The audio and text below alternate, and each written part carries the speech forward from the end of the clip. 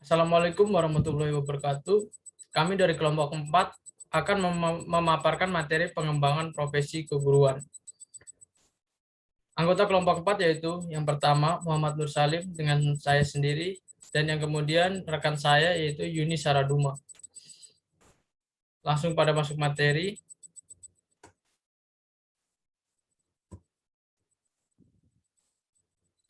Yang pertama adalah pengertian pengembangan profesi keguruan, dan yang kemudian pendekatan pelembagaan profesi keguruan.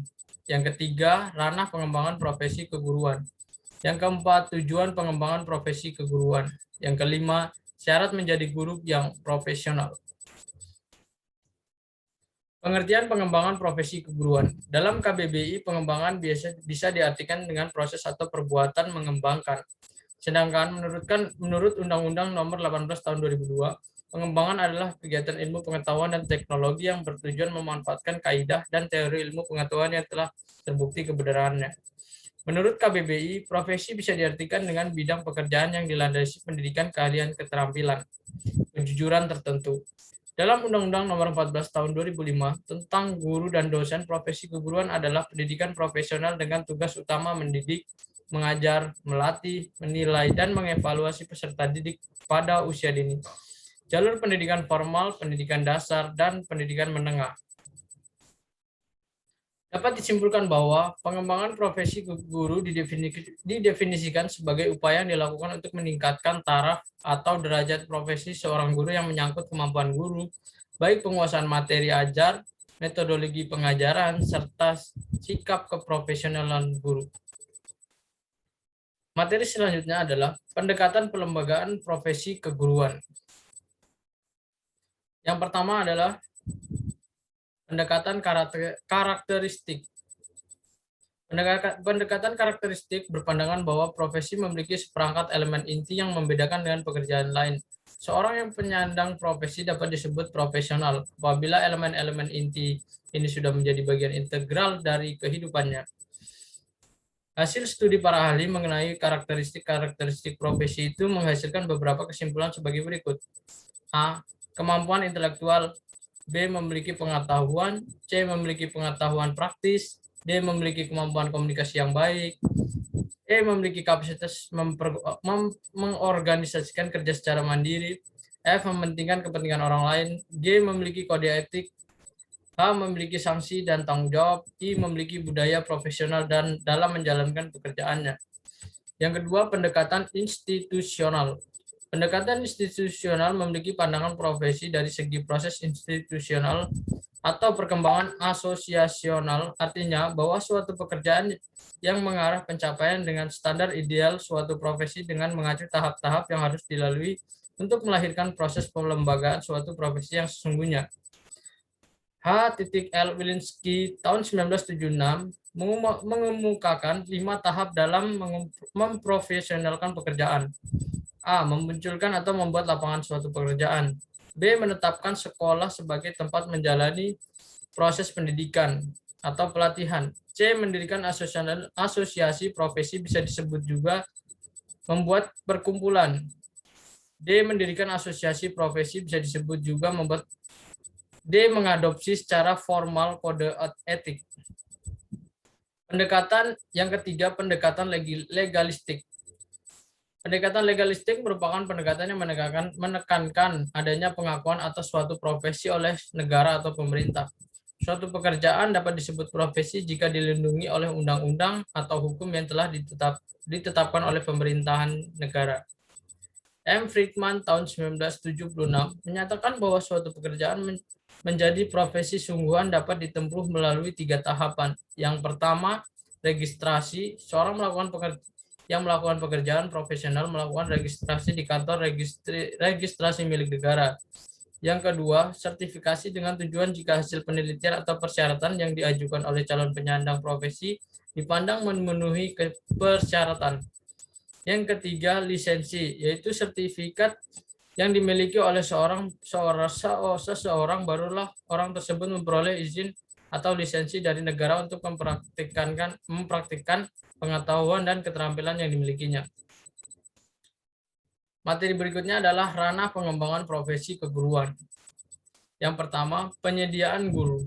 Status guru diakui oleh negara sebagai guru profesional apabila sudah memiliki kualifikasi akademik sekurang-kurangnya S1 atau D4 dan bersertifikat. Adapun amanat Undang-Undang Nomor 14 Tahun 2005 tentang guru dan dosen. Yang pertama, calon peserta pendidikan profesi berkualitas S1 atau D4. Yang kedua, sertifikat pendidikan bagi guru diperoleh melalui program pendidikan profesi yang diselenggarakan oleh perguruan tinggi. Yang ketiga, sertifikasi bagi calon guru harus dilakukan secara objektif. Yang keempat, jumlah peserta didik program pendidikan profesi setiap tahun ditetapkan oleh menteri. Yang kelima, program pendidikan profesi diakhiri dengan uji kompetensi. Yang keenam, uji kompetensi pendidikan dilakukan melalui ujian tertulis. Yang ketujuh, ujian tertulis dilaksanakan secara komprehensif yang mencakup penguasaan. Yang kedelapan, ujian kinerja dilaksanakan secara holistik dalam bentuk ujian praktik. Dan materi berikutnya adalah induksi guru pemula. Program induksi diyakini merupakan fase yang harus dilalui ketika seorang dinyatakan diangkat dan ditempatkan sebagai guru. Kebijakan ini memperoleh legitimasi akademik karena secara teoritis dan empiris lazim dilakukan di berbagai negara. Sehebat apapun pengalaman teoritis seorang guru di kampus ketika menghadapi realitas di dunia kerja, suasananya akan berbeda. Persoalan mengajar bukan hanya berkaitan dengan materi apa yang diajarkan dan bagaimana mengajarkannya, melainkan semua subsistem yang ada di sekolah dan di masyarakat ikut mengintervensi perilaku yang harus ditampilkan oleh guru baik dalam maupun di luar kelas. Materi berikutnya akan disampaikan oleh Yuni Saraduma. Selanjutnya yaitu profesionalisasi guru berbagai lembaga. Profesionalisasi guru dimaksudkan untuk meningkatkan dan mengembangkan kompetensi pedagogi, kepribadian, profesional, dan sosial. Bahkan kemudian profesionalisasi guru berbasis individu. Untuk menjadi guru profesional, diawali dengan penyiapan calon guru, rekrutmen, penempatan, penugasan, pengembangan profesi dan karir,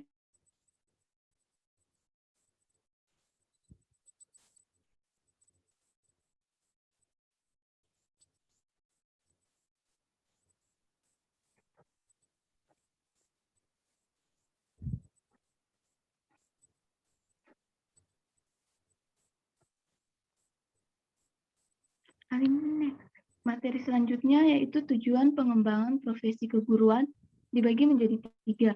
Yang pertama, kebutuhan sosial untuk meningkatkan kemampuan sistem pendidikan yang efisien dan manusiawi, serta melakukan adaptasi untuk penyusunan kebutuhan sosial.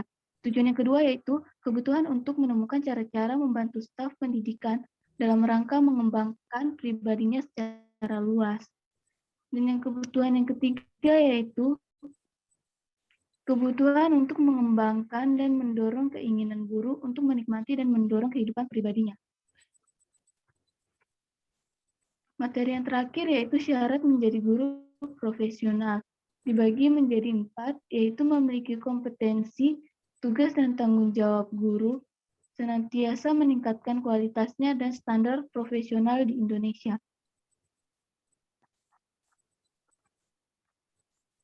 Kompetensi guru profesional dibagi menjadi 4, yaitu yang pertama kompetensi pedagogik, yaitu guru harus bisa mengelola aktivitas pembelajaran dan menguasai manajemen kurikulum, serta memiliki pemahaman mencakup psikologi pendidikan. Kompetensi yang kedua yaitu kompetensi personal, di mana guru mempunyai sikap kepribadian yang mantap, yang layak diteladani sehingga menjadi sumber inspirasi bagi siswa. Kemudian kompetensi yang ketiga yaitu kompetensi profesional, di mana guru harus mempunyai wawasan yang luas tentang bagian studi atau subjek materi yang dapat diajarkannya. Dan kompetensi yang terakhir yaitu kompetensi sosial, di mana guru dapat menunjukkan kebolehan berkomunikasi sosial, baik dengan muridnya ataupun sesama guru, kepala sekolah, bahkan masyarakat luas. Baik, sekian dan terima kasih pemaparan dari saya, Muhammad Nur Salim dan Yuni Saraduma. Bila ada saran dan kritik bisa komen di bawah kolom komentar. Terima kasih. Kami dari kelompok 4 mengucapkan mohon maaf sebesar-besarnya jika pemaparan materi kurang sempurna. Sekian dan terima kasih.